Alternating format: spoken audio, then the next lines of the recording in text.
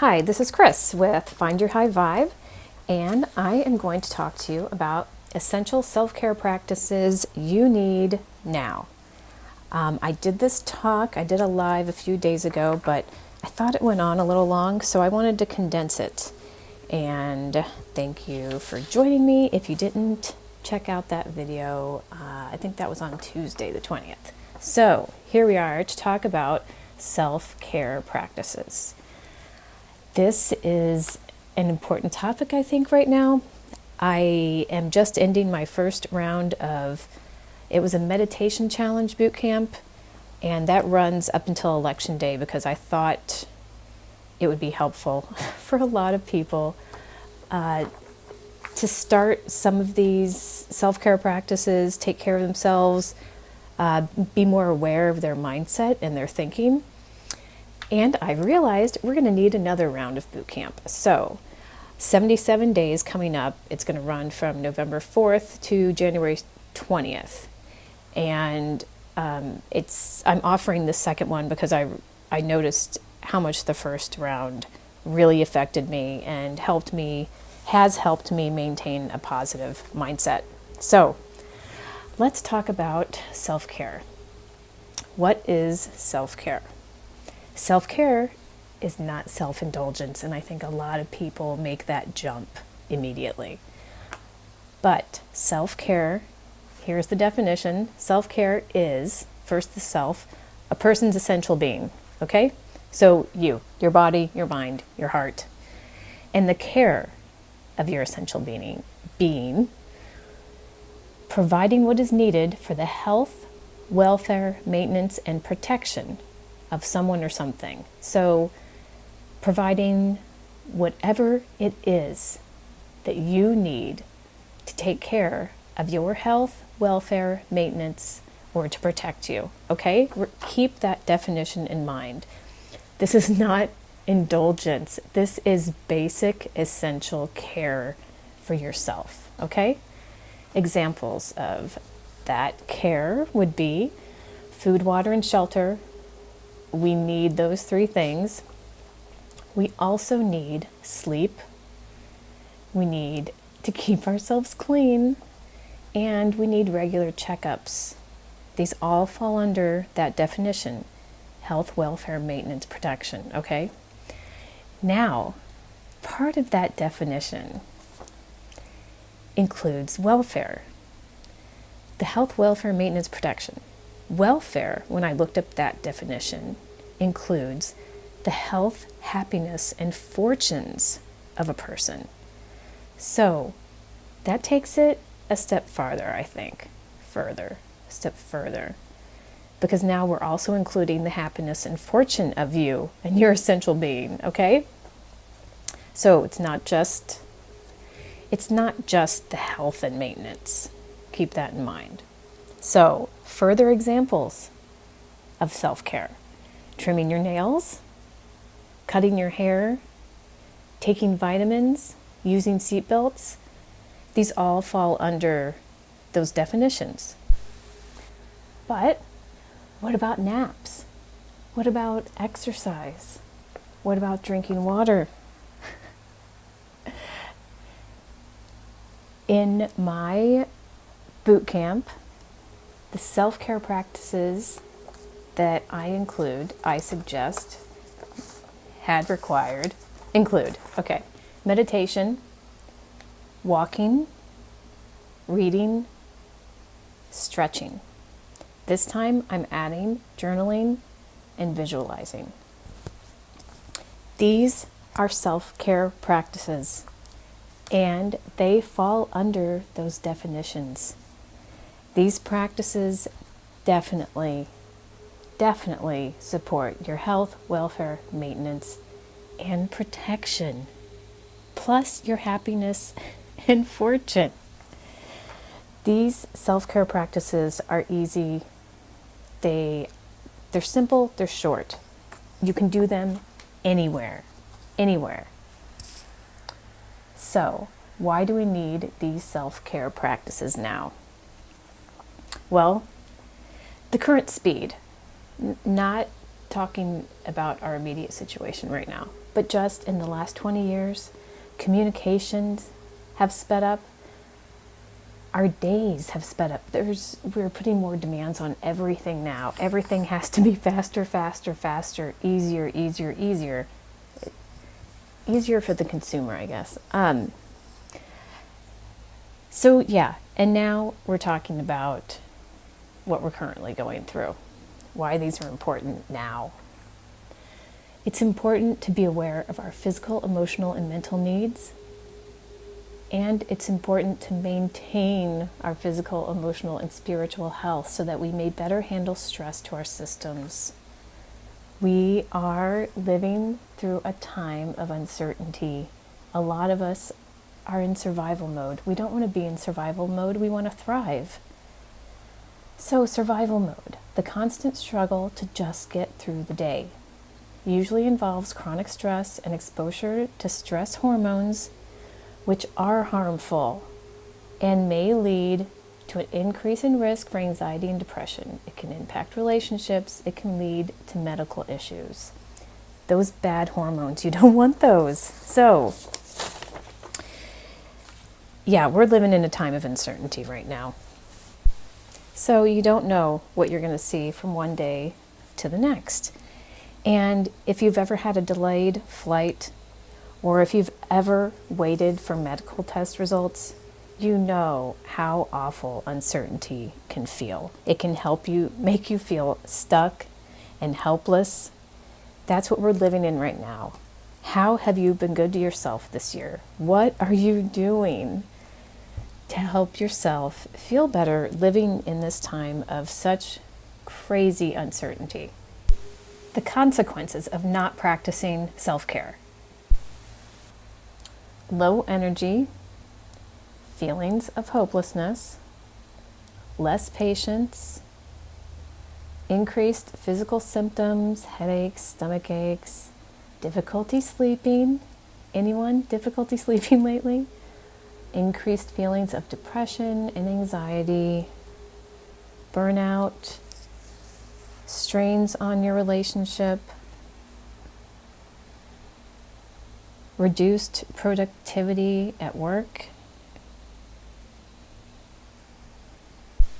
So a little time spent on self-care practices throughout the day is really a really good investment just to avoid these things. Avoid low energy, feeling hopeless, no patience, depressed, burnt out.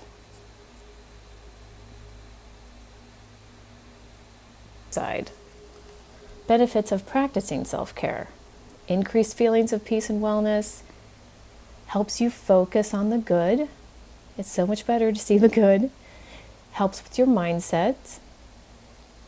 Fosters personal growth, self-development, and you're less affected by bad news. That was my main target with boot camp. All right, so how to start practicing self-care. I have 8 steps. Step 1. First, you need to take responsibility for yourself, your well-being, and your time. That means not playing the victim, not blaming anyone else for your own actions or inactions. So take responsibility for yourself. Everybody has a busy schedule right now. A lot of people have kids home. A lot of people are going through just weird and stressful situations. So it's universal. It's not special or individual to any one person. Take responsibility for your well-being. How you feel is a product of your actions. So however you're feeling mentally, physically, that's all based on your choices.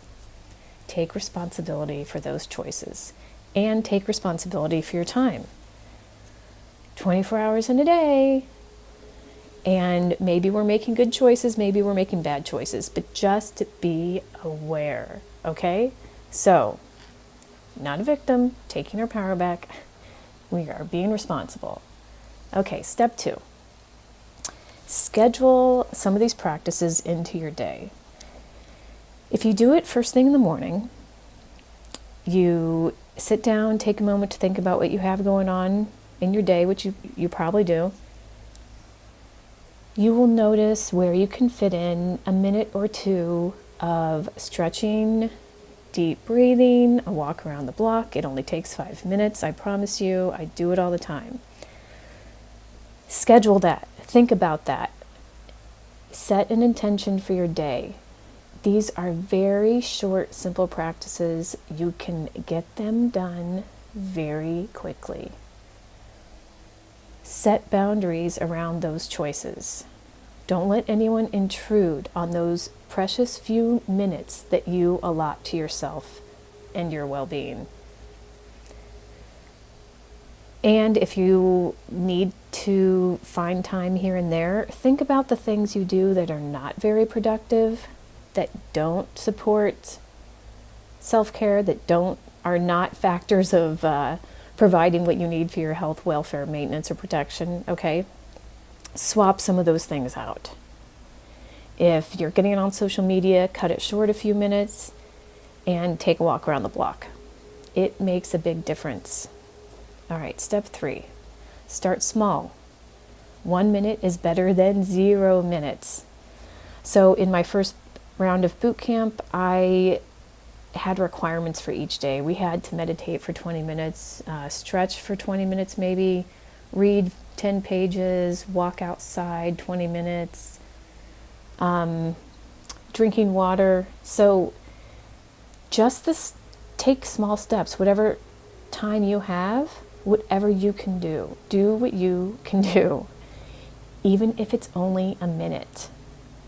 This next round of boot camp, I want people to discover what they need. Find how, however many minutes of this or that, what combination of activities, daily activities helps you. Everyone is different. This is all very personal and individual. So start small. Do a minute. If you really, really enjoy it and you see a difference, you want to try more, do more. Just do something. Okay, step 4. Make a plan. Review it each morning. Write it down, make it happen. There's a book with that title I really like. Write it down, make it happen. So I have created a boot camp journal, and in that, on the morning page, there are some activities. You can make a choice. You can do it in the morning or the afternoon. And then at the end of the day, you come back and you see what you actually were successful in completing. So just scribble it on. I have a Post-it note that has a list of things to remind myself, what are the things I want to do in the morning? Do that. Just look at it. Check those things off. Do it. Put a reminder on your phone. You don't even have to touch your phone. You can just ask Siri to do it for you. So just make a plan. If you make a plan, if you think about it for just a few seconds in the morning, you are much more likely to follow through instead of, I'll see what happens. All right, step 5.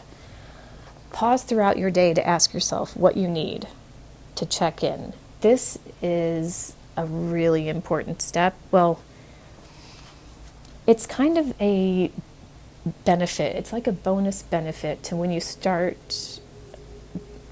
doing these practices. It's so nice when you have that awareness, when you can tell that you need to shift gears. Whatever you're working on, you're getting a little distracted, but maybe you need to go to the bathroom, maybe you need a drink of water, maybe you just need to stretch. So every hour, again, you can set a reminder, every hour, check in with yourself, see how you're doing, and ask yourself, actually ask the question, what do I need right now? I've also heard the question, what's the most loving thing I can do for myself? So if you hit a point where you need a break, you find yourself frustrated, ask yourself why. Ask yourself what you need. Follow your body's cues. We have been conditioned, I think, to ignore our body's cues, and it's not a good thing. Let's see. Step 6. Keep track of what you're doing, for how long, how much, how you're feeling. Again, you can just scribble it down, but it is very valuable data. Get just a notebook. Notebooks right now. They're like a quarter. Get a notebook. Just keep track so you know what works and what doesn't work. Simple, right? Step 7, be gentle with yourself. Please be gentle with yourself. Do not bash yourself for not getting something done for as long as you wanted to do it. This is kind of in combination with step 6, keeping track of how you're feeling, and step 5, checking in with yourself. No negative talk. We don't want negative talk.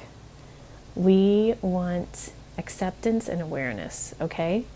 So instead of, you want to take it seriously, but you want to be seriously gentle. That makes a very big difference too. I noticed I was really good about asking myself what I needed through the day and giving myself what I needed and being very gentle. And I saw a noticeable difference. Step 8, remove tolerations. So in your immediate environment, wherever you spend most of your time during the day, look around. Is there something that really drives you crazy? Is there something that's broken?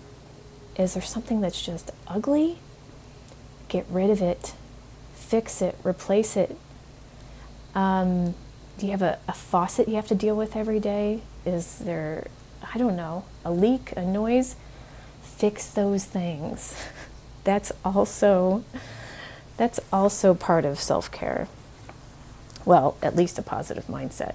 Put nice things for you to see around you in your environment. Buy some flowers. Put up a picture. Scribble something. If they've got a blank wall, just do something. Add beauty. Get rid of the ugly. Add some beauty. Add some inspiring pieces around you. Okay, so like I said, practicing self-care enhances self-awareness. This will help you get to know yourself. This summer, I was talking to people. I wanted some kind of a Fitbit or an Apple Watch or some kind of gadget to help me track how stressed I was. I thought maybe it could help me see patterns in how I was feeling, what days I was feeling good or bad, and help me figure out what it was, what could be affecting me. I've had a few different physical issues, and I thought it must be the stress, and I'm just not aware of it. I just can't see it. And when I was talking, I go for acupuncture, and when I was talking to my practitioner, I could tell on her face the way she was looking at me. And it was just, you have to do the work. As much as these gadgets, as much information that they can provide, you really need to do the work. You need to get to know yourself. You need to understand those cues, those signals that your body sends you, because they're there. You're just not either noticing them, or if you do notice them, you poo-poo them and you blow it off. Again, I think it's our conditioning. We just need to learn our body's cues. Like mothers of newborns, within a few days, they've usually picked up on those cues, on the signs of hunger or thirst or discomfort or play. They can tell what their babies are experiencing or what their babies want by noticing those cues. And we need to do the same thing. Yes, self-awareness is a wonderful benefit of self-care. So, self-care is actually also the first step for HSPs and empaths. When you first discover that you're a highly sensitive person, or you first discover you're an empath, and you go looking for information on what it is and how to deal with it, self-care is universally recommended. And when you start to take these first steps, you will notice rapid improvement. You will notice the difference. So when you notice that difference, when you start to feel good, just remember you have to do it every day. Just like showering or just like antibiotics, right? You have to take the whole bottle. And just like showering, another form of self-care, you have to do these things every day.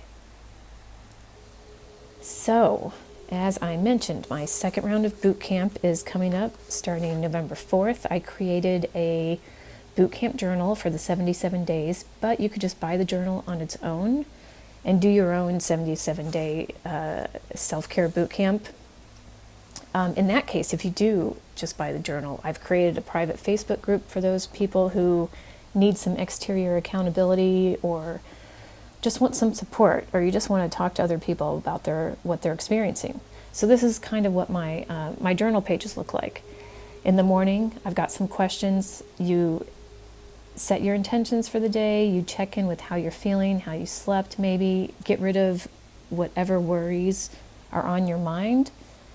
And then at night, you come back and you check off how you felt, what you liked about your day, and whether you got enough water, rest, exercise, time. Check off, select how you felt during the day, and there you will have some very valuable data. You will be able to see what you've been doing and how it's been affecting you. So, here's a link if you would like to learn more about my next boot camp coming up. The price is $99 for 11 weeks. There's going to be a weekly topic, video kind of thing every week. There'll be a Saturday morning live meditation once each month, so there are 3 months. There's the private Facebook group. I may just upload these journal pages as PDFs if you don't want the journal, and I can just give you the journal template page. I'm not going to do daily emails this time, but I'll probably do daily posts in the Facebook group. I'll have a countdown calendar. So here are the links if you would like to sign up for the boot camp. And this is a link if you would like to buy the journal.